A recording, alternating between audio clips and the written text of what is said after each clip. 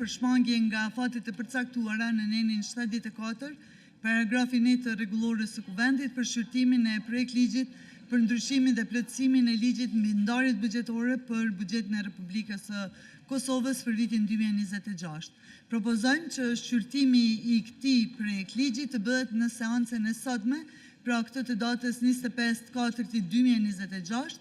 dhe kjo për arsye se ndryshimi dhe plotësimi i ligjit mbi ndarjet buxhetore është i domosdoshëm për të reflektuar nevojat e reja financiare që janë shfaqur gjatë 3 mujorit të parë të vitit dhe veçmas situatës aktuale në të cilën ndodhemi si kuvend. Nuk është një ligj i rëndom, pra është një ligj i rëndësisë vitale, sepse përcakton buxhetin për gjitha shpenzimet, edhe nivel qendror edhe nivel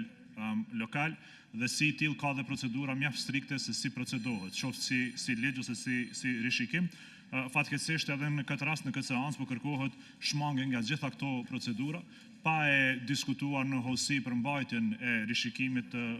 ligjit për buxhet për vitin 2026,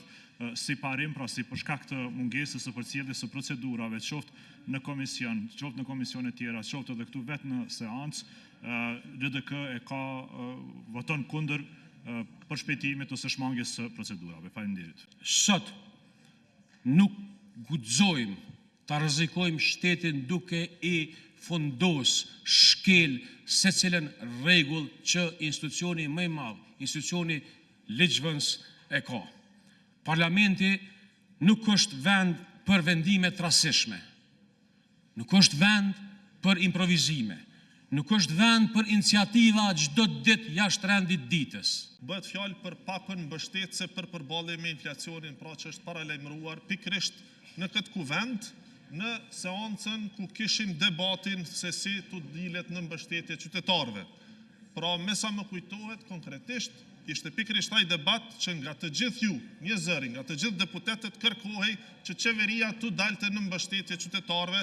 dhe ne e paralajmëruam një gjë të tillë dhe ja ku e keni pakon sot. Pra, pikërisht këto fjalë i kemi pasur edhe atëherë dhe kam paralajmëruar që do ta sjellim një pako. Pako e tillë, pra në këtë rast, përbëhet prej 122 milion eurove shtesë buxhet, që sigurohet nga të hyra shtesë të projektuara bazuar në trendin aktual, siç është tatimi në të ardhurat personale apo mbledhja të VSH së brendshme, si dhe të hyra të tjera që parashihen në tabelën 1,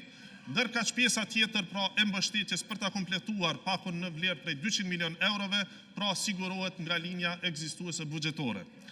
Sigurisht, pra që kjo pako është për mbështetje të qytetarëve dhe është pako emergjente.